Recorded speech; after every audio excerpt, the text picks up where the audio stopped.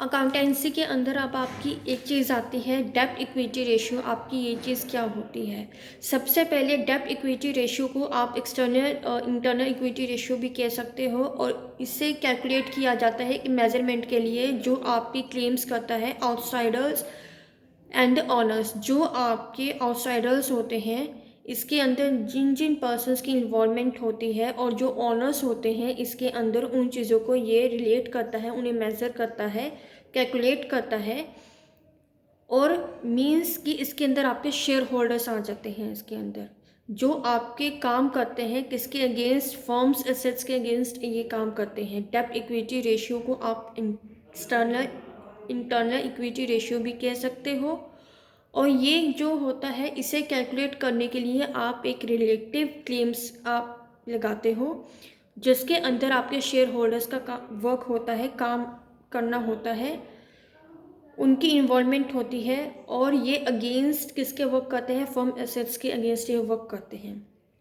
जो ये रेशियो होता है वो क्या इंडिकेट करता है, एक रिलेशनशिप ये बनाता है एक्सटर्नल इक्विटीज़ की और आउटसाइडर्स फंड्स की। ये एक रिलेशन मेंटेन करता है फंड्स को लेकर।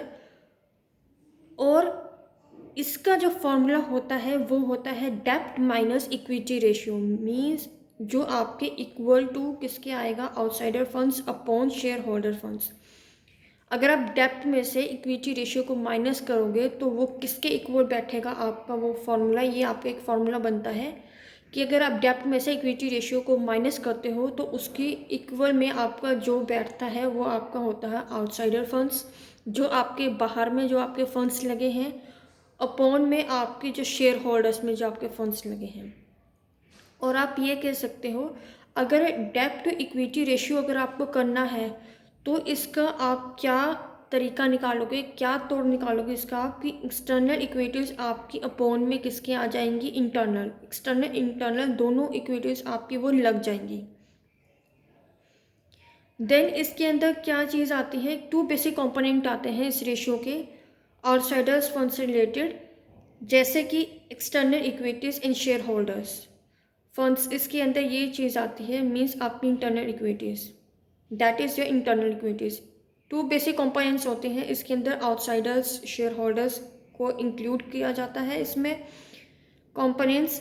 और ये आपके इंटरनल इक्विटीज़ के बीच में काम आते हैं। शेयर होल्डर्स आपके इंटरनल इक्विटीज़ में आपकी काम आती है। आउटसाइडर फंड्स के अंदर आपकी क्या चीज़ इंक्लूड होएगी, आपकी डेब्ट्स, लाइबिलिटीज़ आपकी आउटसाइडर्स से रिलेटेड, चाहे वो आपकी लॉन्ग टर्म फंड्स हैं, चाहे आपके शॉर्ट टर्म फंड्स हैं, आपका बॉन्ड्स आपका चाहे वो लॉन्ग टर्म से, बिल्स, मॉर्गेजेस, इसके अंदर सारी चीज़ें, डिबेंचर्स, ये सारी की सारी चीज़ें आपकी आउटसाइडर्स फंड से रिलेटेड आपकी इन्वॉल्वमेंट दिखाता है। जो इंटरनल इक्विटीज़ होती है उसके अंदर आपकी शेयर होल्डर्स आ जाते हैं, और जो आउटसाइडर्स फंड्स होते हैं उसके अंदर आपकी लायबिलिटीज़ आ जाती है, डेब्ट्स आ जाते हैं, बॉन्ड्स आ जाते हैं, बिल्स आ जाते हैं, ये सारी चीज़ें आपकी आ जाती हैं। शेयर होल्डर फंड्स जो होते हैं वो आपकी कंसिस्ट क्या करते हैं, आपकी कैपिटल को वो शेयर करते हैं, आपकी रिजर्व्स करते हैं आपकी कैपिटल को, और आपके रेवेन्यूज़ को भी वो रिजर्व्स करते हैं, उन्हें सेव करते हैं,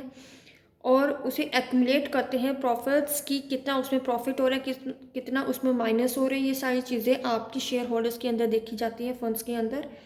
देन आपके उसके अंदर आता है कि अगर कोई लॉस होता है इस चीज़ के अंदर, आपकी डेब्ट्स में अगर आपके शेयर होल्डर्स में अगर कोई लॉस होता है तो जो भी एक्सपेंसेस उसके अंदर लगते हैं वो डिडक्ट हो जाते हैं आपकी शेयर होल्डर्स में से, और वो जो चीज़ होती है आपकी नेट वर्थ उसे कहा जाता है, और उसे रेशियो के बीच में काउंट किया जाता है, और उसे आप क्या कह सकते हो, term to net worth ratio.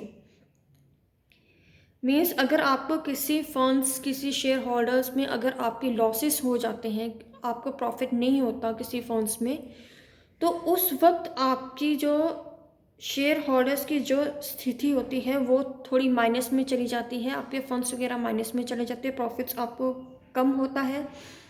और उस वक्त उस चीज़ को आप नेट वर्थ कह सकते हो, और इसे आप रेशियो के फॉर्म में अगर आप टर्म देना चाहते हो तो उसे क्या दे सकते हो आप टर्म, डेब्ट टू नेट वर्थ रेशियो। ये एक टर्म बनती है। सम राइटर्स जो थे इसके अंदर, उन्होंने कुछ अपनी प्रेफरेंस दी थी इस चीज़ को लेकर। शेयर कैपिटल जो थी आपकी, वो किसके अंदर इंक्लूड होनी चाहिए, एक्सटर्नल इक्विटीज़ के अंदर इंक्लूड होनी चाहिए या तो आउटसाइडर्स के फंड्स में इंक्लूड होनी चाहिए। ये कुछ राइटर्स के ओपिनियंस थे। वो मानते थे कि आपकी जो कैपिटल वगैरह है, आपकी शेयर कैपिटल्स है, वो एक्सटर्नल इक्विटीज़ के अंदर इंक्लूड होनी चाहिए। अगर ये ऐसा होता तो इसका रीज़न भी इसलिए होता क्योंकि एक इसलिए इसका इंक्लूड होता कि आपके जितने भी शेयर्स होते हैं आउटसाइड के अंदर, वो आपके फंड्स में आपके एज अ फिक्स रेट में वो काम करते हैं, एज अ पेएबल वो काम करते हैं।